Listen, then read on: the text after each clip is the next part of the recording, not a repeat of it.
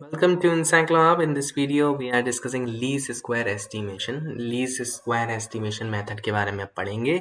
ये मेथड भी सेम अभी तक हम पढ़ रहे आए हैं कि किस तरीके से हम एस्टिमेशन करते हैं पैरामीटर्स का, और ये भी उन्हीं में से एक मेथड है जो कि इकोनोमेट्रिक्स की मेथड है। और इसमें हम क्या करते हैं, minimizing the sum of square differences between the observed and the predicted value. Sum of squares का मतलब कि हमारा जो ऑब्जर्व्ड वैल्यूज़ हैं और हमारी जो प्रिडिक्टेड वैल्यूज़ हैं, ऑब्जर्व्ड वैल्यूज़ ले लेते हैं और हमारी जो प्रिडिक्टेड वैल्यू हैं उनके स्क्वायर्स को हम मिनिमाइज करने की कोशिश करते हैं। तो इसको हम क्या कहते हैं, लीस्ट स्क्वायर एस्टिमेशन कहते हैं। ये हमें कहाँ यूज़ होता है, ये कॉमनली हम रिग्रेशन एनालिसिस में यूज़ करते हैं, जो कि इकोनोमेट्रिक्स में देखने को मिलता है।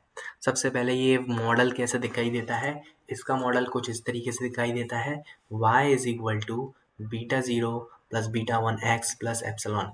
यहाँ पर y जो है वो एक डिपेंडेंट वेरिएबल है, और बीटा ज़ीरो और बीटा वन यहाँ पे पैरामीटर्स हैं, और यहाँ पे x जो है एक इंडिपेंडेंट वेरिएबल है, और epsilon r is the error term. तो हम जब भी हम फाइंड करेंगे तो पैरामीटर्स ही फाइंड करेंगे, सिंपल सी बात है। हमें यहाँ पे पैरामीटर्स ही फाइंड करना है। सब मेथड्स में हम पैरामीटर्स फाइंड करते ही बैठ रहे हैं, यानी कि बीटा वन और बीटा ज़ीरो की वैल्यू फाइंड करेंगे। लेकिन यहाँ पे इसको फाइंड करते कैसे हैं, फाइंड करने के लिए है कि minimize the sum of the square residuals. कुछ इस तरीके से फॉर्मूला रहता है कि y i minus y i cap का होल स्क्वायर।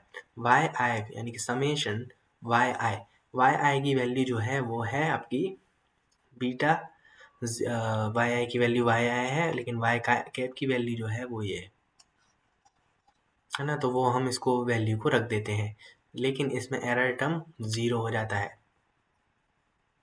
तो beta zero plus beta one x हम यहाँ पे रखते हैं होल स्क्वायर। इस तरीके से जब हम इसका बीटा ज़ीरो और ये फाइनली जब हम इसको सॉल्व करते हैं तो पहले हम बीटा वन या फिर बीटा ज़ीरो के रिस्पेक्ट में इसका डिफरेंशिएशन करते हैं, और हम बीटा वन के रिस्पेक्ट में डिफरेंशिएशन करते हैं। तो दो तरीके से हम डिफरेंशिएशन करते हैं। चलिए अब हम इसको एग्जाम्पल के थ्रू समझते हैं। सपोज हमारे पास दो डेटा है, एक्स की वैल्यू है और वाई की वैल्यू है। हमारे पास मॉडल इज गिवन और इसको मिनिमाइज करना है। तो यहाँ हमारे पास दो चीज़ें हैं, एक्स की वैल्यू और वाई की वैल्यू, 2 4 और 6। तो 2 4 और 6 ऑलरेडी हम लिख चुके हैं, क्योंकि हम जानते हैं कि सम ऑफ स्क्वायर निकालने के लिए हमें ऐसे पहले निकालना पड़ेगा, जिसकी वैल्यू y की वैल्यू रखेंगे हम, y की वैल्यू माइनस, और जो हमारा फंक्शन है वो रखेंगे beta zero plus beta one x. X की वैल्यू कितनी है, एक्स की वैल्यू है वन, तो वन रखेंगे, इंटू में वन और स्क्वायर करेंगे,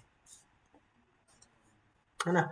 ऐसे ही सिमिलरली हम सेकंड के लिए भी करेंगे, और ऐसे ही हम थर्ड वाले के लिए भी करेंगे, क्योंकि हमारे पास तीन तीन सैंपल्स है ना, इस वजह से तो तीन टर्म्स आएंगे।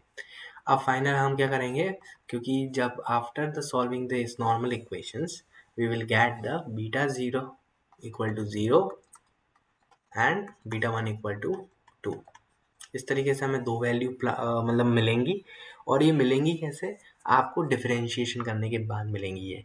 आप पहले ये पूरा सॉल्व कर लेंगे, देन आप इसको जब डिफरेंशिएशन करेंगे तब आपको ये दो वैल्यू मिलेंगी। एक बार आप डेल्टा बीटी ज़ीरो के रिस्पेक्ट में करेंगे, और एक बार आप डेल्टा बीटा वन के रिस्पेक्ट में करेंगे, तो इस तरीके से आपको दो वैल्यू मिलेंगी।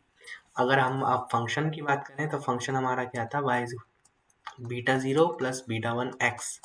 तो ये जो था हमारा फंक्शन, अब ये बदल चुका है, क्योंकि बीटा ज़ीरो की वैल्यू ज़ीरो है तो हम ज़ीरो रख देंगे यहाँ पे, और बीटा वन की वैल्यू टू है तो टू, तो ऐसे रख देंगे।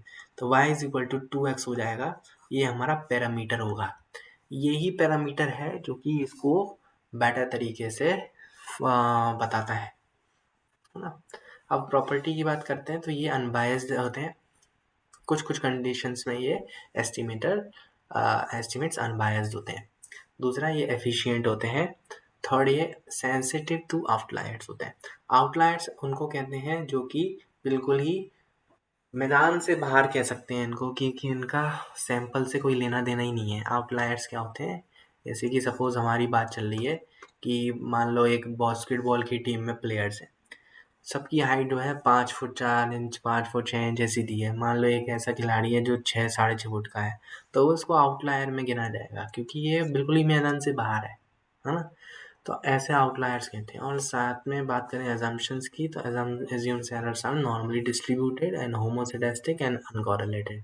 तो ये सब जो टर्म्स है ना, homoscedastic, uncorrelated and normally distributed, ये सब इकोनोमेट्रिक्स के टर्म है, तो हम इसको भी आगे पढ़ने वाले हैं।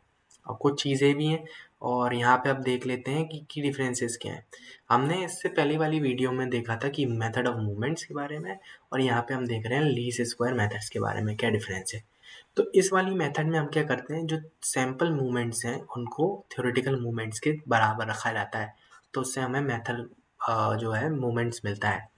इसमें हम क्या करते हैं, मिनिमाइज करते हैं। जो हम एस बीटा स्क्वायर की वैल्यू निकालते हैं उसमें हम मिनिमाइज कर रहे हैं वैल्यू ना, तो इसमें हम ये करते हैं। दूसरा ये है कि इसका काम क्या है, पैरामीटर एस्टिमेशन है।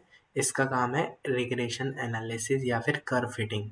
कर्व फिटिंग यानी कि यहाँ पे हम क्या ग्राफ वगैरह हम यूज़ करते हैं इसमें, और कर्व फिटिंग या जो भी हम देखते हैं कि इसमें कितना क्या डेटा जो भी है वो बात की बात है। यहाँ पे हम एफिशिएंसी की बात करते हैं कि एफिशिएंट, नॉट ऑलवेज एफिशिएंट। यहाँ पे लिखा है कि कभी कभी ये एफिशिएंट नहीं होते, लेकिन efficient under Gauss Markov assumptions. ये गॉस मार्कोव असम्पशंस के अंदर एफिशिएंट होते हैं। ये गॉस मार्कोव असम्पशन जो है ये भी आपका एक टॉपिक है जो हम आगे पढ़ने वाले हैं। सेंसिटिविटी क्या है, लेस सेंसिटिव है टू द आउटलायर्स। ये सेंसिटिव नहीं है, इससे आउटलायर से फ़र्क नहीं पड़ता, लेकिन इससे आउटलायर का फ़र्क पड़ता है।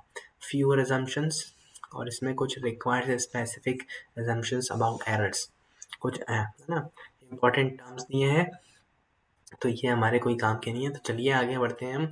अब हम नई वीडियो में बढ़ेंगे आगे की तरफ नए टॉपिक के साथ। Thank you so much for watching.